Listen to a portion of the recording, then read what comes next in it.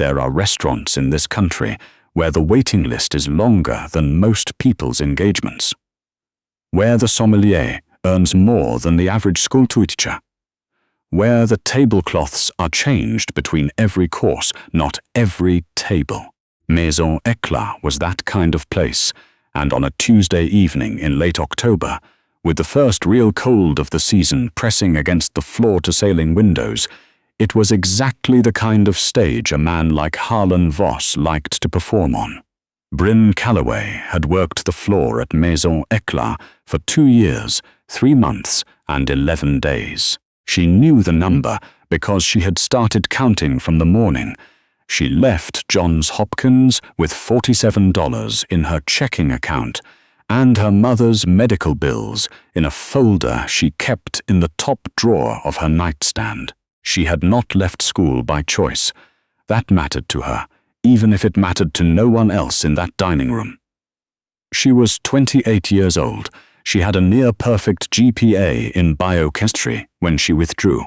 She could name every Burgundy Premier Cru from memory, pair a cheese course blindfolded, and recite the origin story of nearly every ingredient on Chef Aldrich Beaumont's rotating seasonal menu.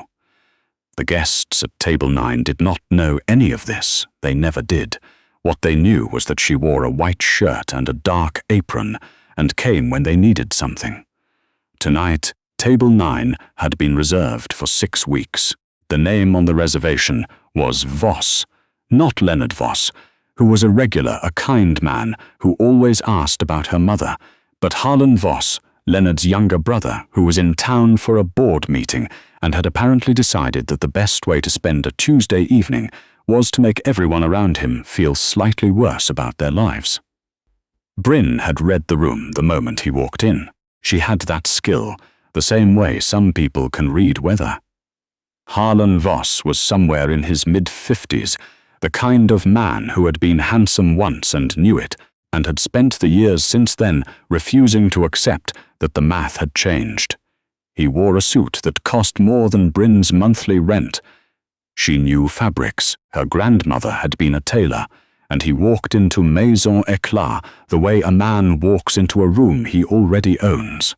His guest was a woman named Philippa Strand, the kind of composed, quietly powerful woman who had clearly arrived expecting a pleasant dinner and was already recalibrating as she watched Harlan straighten his cuffs and look around for someone to establish dominance over.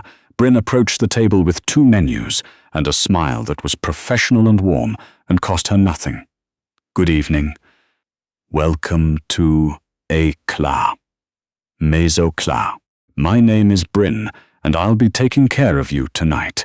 May I start you with still or sparkling water while you review the menu?"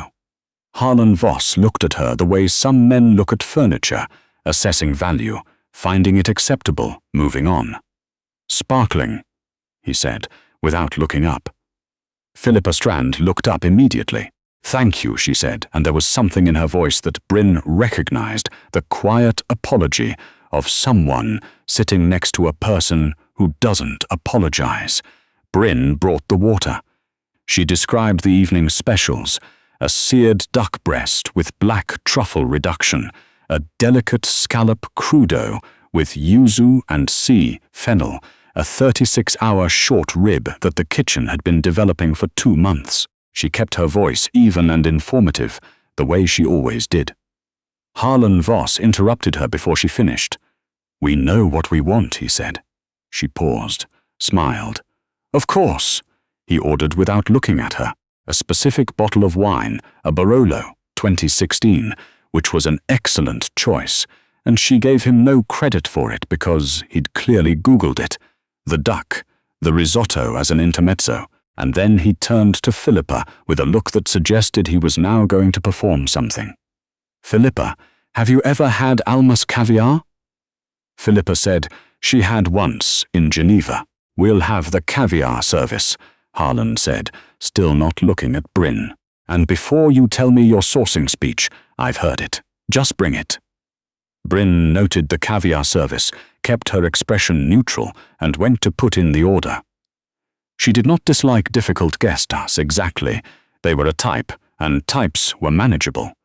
what she disliked, the particular variety that confused cruelty with wit and an audience with a conversation. Harlan Voss was that variety, and she had identified it before the water was poured. The first hour was fine. The wine was opened correctly. He watched her do it, the way men sometimes watch service staff perform tasks they could never do themselves, looking for errors, and she made no errors. The caviar arrived, and he inspected the tin with an expression that suggested he was deciding whether to be impressed. The duck was perfect. Chef Beaumont's duck was always perfect. Harlan said nothing complimentary about any of it. At around the 45-minute mark, something shifted. It started small. Harlan began making comments to Philippa, not to Brynn, but clearly for Brynn's benefit, about the service industry. About automation replacing waitstaff within a decade. About how the markup on a bottle of wine at a restaurant like this was essentially a tax on people who didn't do their homework. He laughed at his own observations. Philippa smiled in the way people smile when they are waiting for a subject to change. When Brynn came to check on them, Harlan looked at her for the first time since they'd sat down. "Tell me," he said, in the tone of a man who has already decided the answer, "do you just memorize what the kitchen tells you?" Or Philippa went very still. "Philippa?" Brynn held his gaze for exactly 1 second before she answered. "I understand it," she said. "I studied biochemistry for 3 years before I came here. The Maillard reaction in the short rib, the enzymatic breakdown in the dry-aged cuts, the pH balance in the yuzu preparation. I find it interesting, actually." A brief silence. Harlan Voss blinked. Then he laughed. Not the warm kind, the kind that men use when they've been caught off guard and need to reclaim the room. "Biochemistry," he repeated, as if the word were mildly amusing. "And your waiting tables." "Tonight, yes," Brynn said pleasantly. "Can I bring you anything else?" She walked away before he could respond. In the kitchen, one of the line cooks raised an eyebrow at her. She shook her head slightly and picked up the intermezzo plates. She should have known that would not be the end of it. Men like Harlan Voss did not leave things where they landed. They circled back. They found new angles. The conversation in her head, the one she'd been having since she left Hopkins, went, "You should have stayed quiet. You gave him something to use." But the other voice, the one that had her mother's stubbornness in it, said, he asked, when she returned with the intermezzo, "I owe you an introduction," he said, with the particular magnanimity of someone who intends to take it back. "I'm Harlan Voss. I run Voss Capital. You may have heard of us." "I have," she said. "You did the Series B for Aldrich Nutritionals last year." The vertical integration model was interesting. Another silence. Longer this time. Philippa Strand set down her fork. Harlan's expression did something complicated. He recovered quickly. She had to give him that.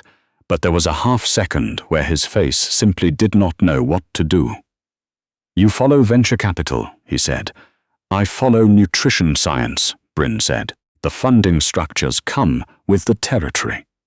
She placed the intermezzo. She asked if they needed anything. They did not. She walked away again.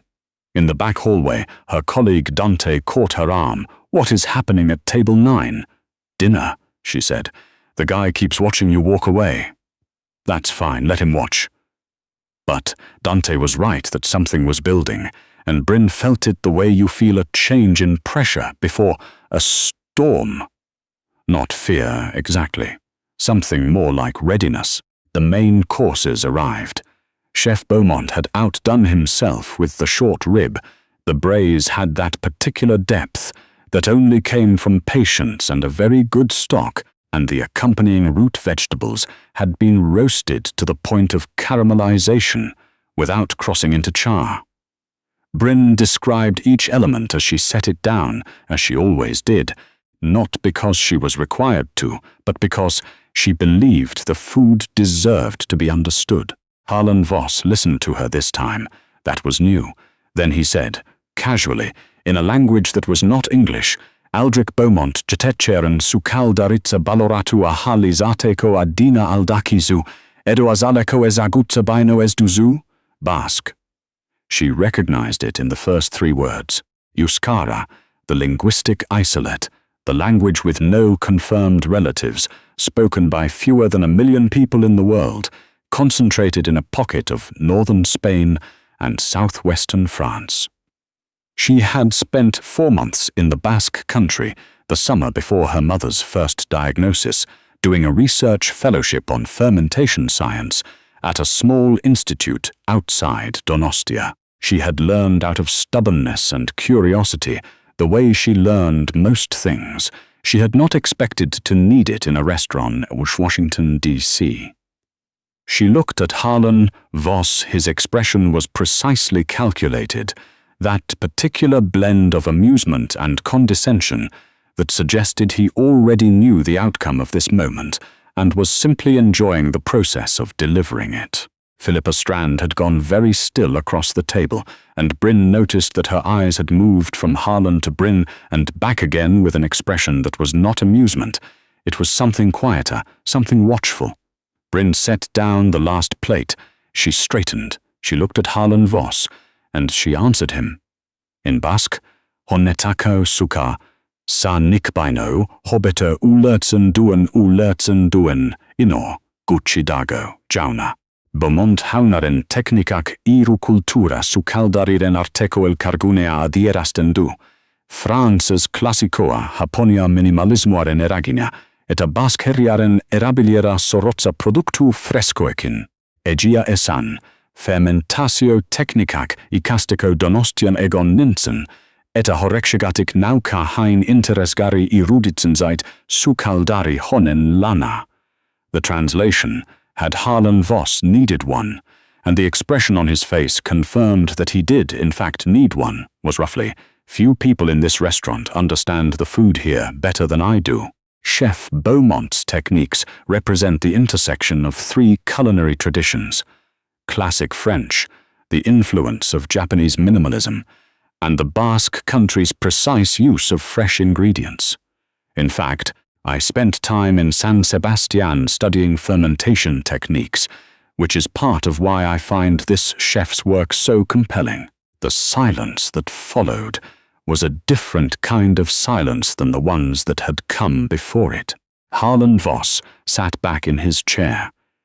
The amusement had gone out of his face entirely. What replaced it was harder to categorize. It was not quite embarrassment, because embarrassment required self-awareness he did not seem to have cultivated, and it was not quite anger, though there was something around his eyes that had tightened. It was closer to the expression of a man who has played a card he was certain would win and discovered too late that the table had other rules. Philippa Strand was looking at Brynn. Brynn met her gaze briefly, calmly, then returned her attention to the table. "Enjoy your main course," she said, in English. "So, I'll be back to check on you shortly." She did not rush when she walked away. She had learned over the years that the pace of your exit mattered as much as anything you said. In the kitchen, Chef Beaumont looked up from the pass. He had a sixth sense for the temperature of his dining room. It was part of what made him extraordinary. "9?" he asked. "Fine," Brynn said. He looked at her for a moment. "You sure?" "Yes, chef." He nodded once and went back to work. Dante appeared at her elbow. "What did he say?" "What did you say back?" "Was that?" Basque stared at her. "You speak Basque. A little. Brynn, nobody speaks a little Basque. That's not a language you pick up a little of." She almost smiled. "I was curious. I spent a summer there. Can you check on 4 for me?" The rest of the meal proceeded without incident, which was its own kind of incident. Harlan Voss ate his short rib. He drank his Barolo. He did not try to engage Brynn in any further conversation of any kind, which was the closest thing to an apology she was going to get from a man like him, and she accepted it without expectation. What she noticed, and she noticed everything, it was the biochemistry training, the habit of observation, was that Philippa Strand watched her for the rest of the evening, not in the way Harlan had watched her, not with the assessing, dismissive quality of someone cataloguing a resource, with something that felt more like interest, more like recognition. When Brynn brought the dessert menu, Philippa asked about the financier with black sesame and miso caramel.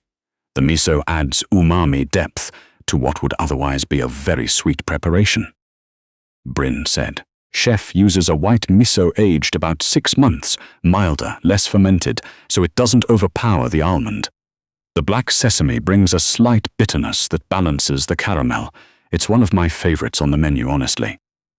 Philippa ordered it. Then she said, quietly, "That was impressive earlier." Brynn said simply, "Thank you."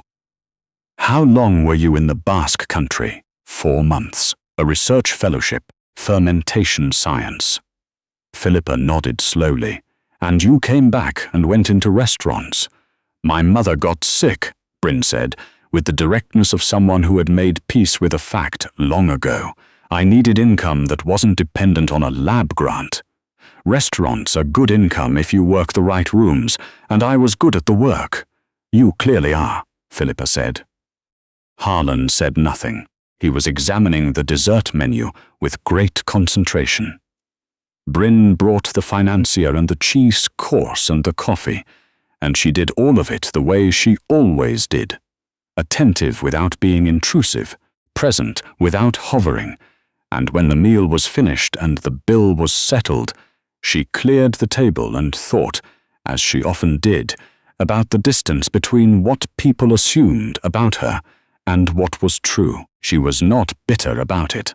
She had tried bitterness for a while, in the early months after Hopkins, and it had not served her. What she had instead was patience and the particular satisfaction of moments like tonight. Not triumph, exactly, because she had not set out to win anything, but the quiet, solid knowledge that she had not been diminished. She was rolling silverware at the side station, nearly at the end of her shift, when the hostess, a sharp-eyed woman named Greta, appeared at her elbow. "The woman from 9 wants to speak with you," Greta said. Brynn looked up. "She asked specifically for you. She's in the lounge." Philippa Strand was seated at one of the low chairs near the bar, her coat already on, a card in her hand. She stood when Brynn approached.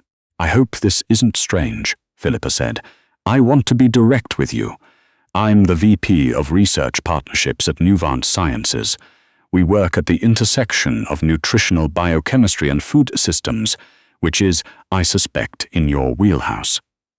Brynn was quiet for a moment. "We have a research associate position opening in January," Philippa continued. "It's entry-level by title, but the work isn't.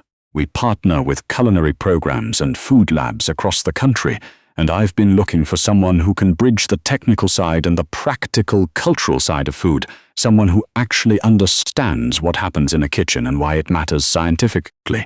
That combination is," she paused, "rarer than you'd think." Brynn took the card. It was good cardstock. Nuvant Sciences, Washington, D.C. Philippa Strand, Vice President of Research Partnerships. "My mother is still in treatment," Brynn said. It was not a no. It was the shape of her life offered plainly. "The position comes with full benefits," Philippa said. "Health coverage, including dependent coverage." "I should have said that first." A brief silence. "I'd want to know more about the research," Brynn said. "Of course." Philippa nodded. "Send me an email and we'll set something up. No pressure, truly. But I meant what I said about the combination of skills. It's not something you can hire for on a job board." Brynn looked at the card, then she looked up. "Can I ask you something?" "Yes. Did you come find me because of the Basque or because of the fermentation explanation?" Philippa considered this honestly. which Brynn appreciated. "Both," she said. "But honestly, the financier, the way you described the miso-aging process." She paused. "That's not something most people think about." "I think about it," Brynn said. "I know," Philippa said. "That's the point."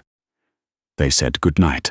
Brynn walked back to the side station, the card in her apron pocket, the weight of it lighter than she expected. Greta drifted past. "Everything okay?" "Yes," Brynn said. "Everything's fine." She finished rolling her silverware. She thought about her mother, who was sleeping right now in the apartment 3 miles away, and who had told her, in the early days of all of this, that Brynn's brain was not going anywhere just because her circumstances had changed. "You are not your circumstances," her mother had said. "You're carrying them for now." That's different. Brynn had not believed her entirely at the time. She had been too angry and too scared and too tired. She believed her a little more now. She hung up her apron.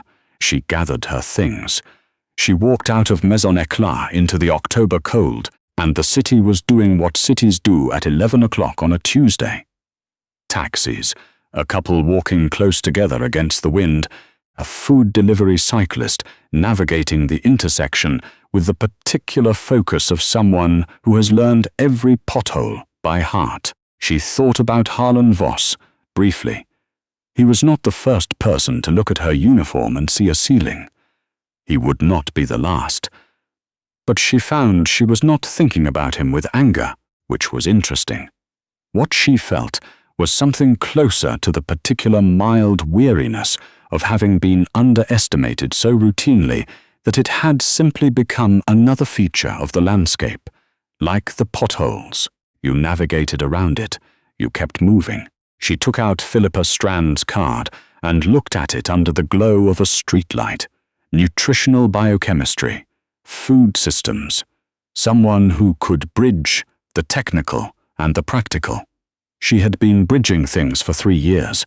She had bridged the gap between what she'd planned and what had happened, between who she was and who she appeared to be on any given Tuesday night, between her mother's hospital room and a dining room where people argued about whether the Barolo needed more time to breathe. She put the card in the small front pocket of her bag, where she would not lose it.